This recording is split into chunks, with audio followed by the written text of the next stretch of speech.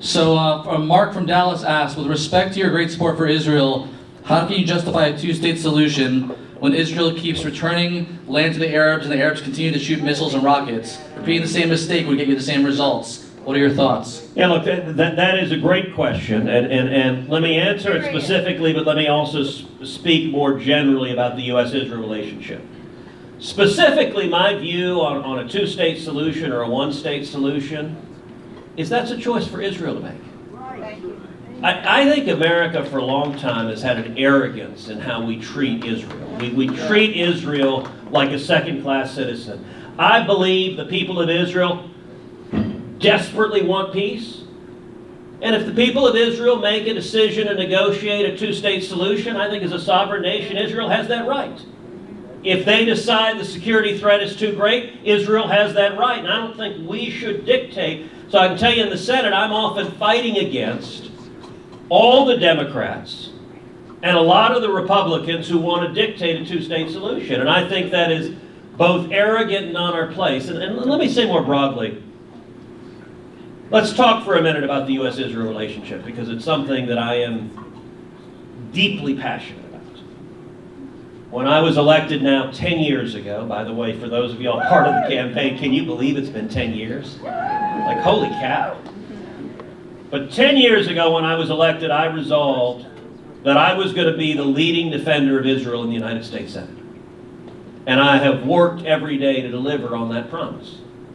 Now, we all know that a year ago, we saw something extraordinary. We saw a flowering of peace in the Middle East with the Abraham Accords. That hadn't occurred in decades. And it's worth pausing and asking, why did it occur? For a long time, there was a conventional wisdom in Washington about how you should address Israel in the Middle East. And it was the view of all the Democrats and most of the Republicans that we should engage in a strategic ambiguity. We like the Israelis, we like the Palestinians, little of this, little of that. They're terrorists, but oh, come on, who hasn't been a terrorist? And that is the enlightened Washington way of approaching Israel. And it's an absolute and manifest failure. So for a decade, I've been arguing the way to approach Israel is with absolute clarity. You draw a line that America stands unequivocally with the state of Israel.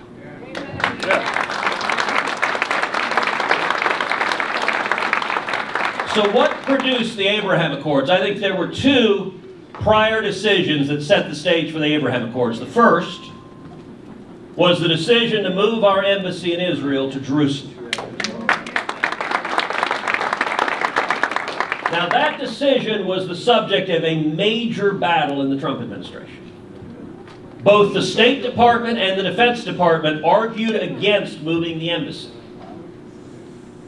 They said if we move the embassy, it will enrage the enemies of Israel. And I'll tell you, I engaged directly and repeatedly with the president in the Oval Office over and over and over again on this. They said it enraged the enemies of Israel. I said, what? Like they love us so much already? Did I miss something here? And what I argued to the president, because they would say, no, you'll get more peace in the Middle East if you don't move the embassy. I said, baloney. You want peace in the Middle East? Draw a line that the friends and enemies of Israel and America know Israel and America stand hand in hand. That's how you get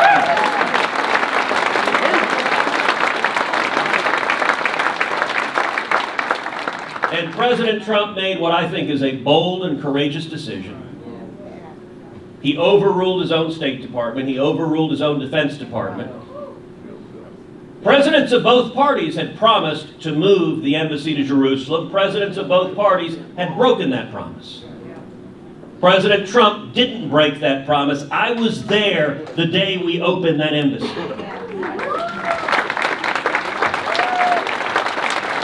It was the 70th anniversary of the creation of the modern state of Israel. I've been to Jerusalem many times. I have never seen such joy and jubilation. Women, men, children dancing in the streets. I still remember a woman who was a Holocaust survivor, who had a number tattooed on her arm, who held my hands outside the embassy. She said, "I never thought I'd live to see this day." I don't think it was a coincidence that the very same week we opened the embassy is also the week that President Trump made the decision to withdraw from the disastrous Obama-Iran nuclear deal.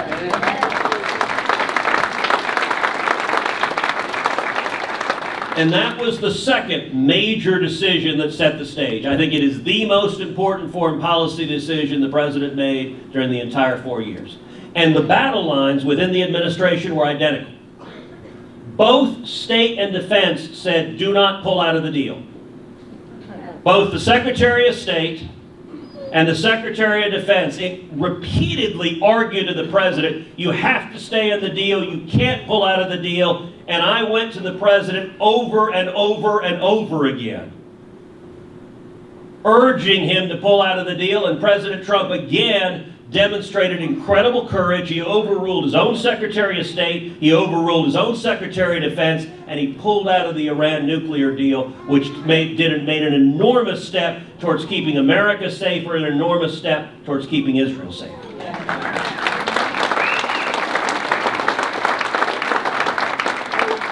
So fast forward. Are we still out of the deal? So let me get to that momentarily because that's complicated. Fast forward then to the Abraham Accords. I was at the White House for the signing of the Abraham Accords. That week, I spoke with the foreign ministers and ambassadors of both the UAE and Bahrain. They both said almost word for word the exact same thing. They said, it is now clear to us that America stands unequivocally with Israel. We want to be friends with America. Therefore, we'll be friends with Israel. Wow. It's the power of a clear line. That is transformation. That's why we got the Abraham Accords, because of the strength and clarity. And then Joe Biden came in and immediately returned to that same strategic ambiguity, immediately began undermining Israel's sovereignty, immediately began backtracking, so much so that the State Department issued a written directive in the State Department forbidding employees from calling the Abraham Accords Abraham Accords. They banned the name. Trump did it, therefore bad. And one of their very top priorities is returning to the disastrous Iranian nuclear deal. They haven't succeeded to it yet, only because Iran is so bat-crap crazy that Biden's total surrender is not enough for them.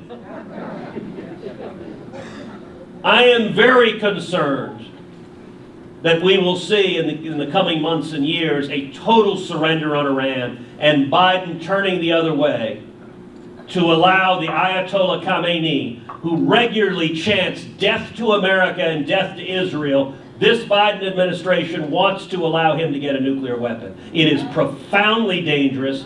I led the fight against the last Iran nuclear deal, and I will lead the fight against whatever disastrous deal this new administration is.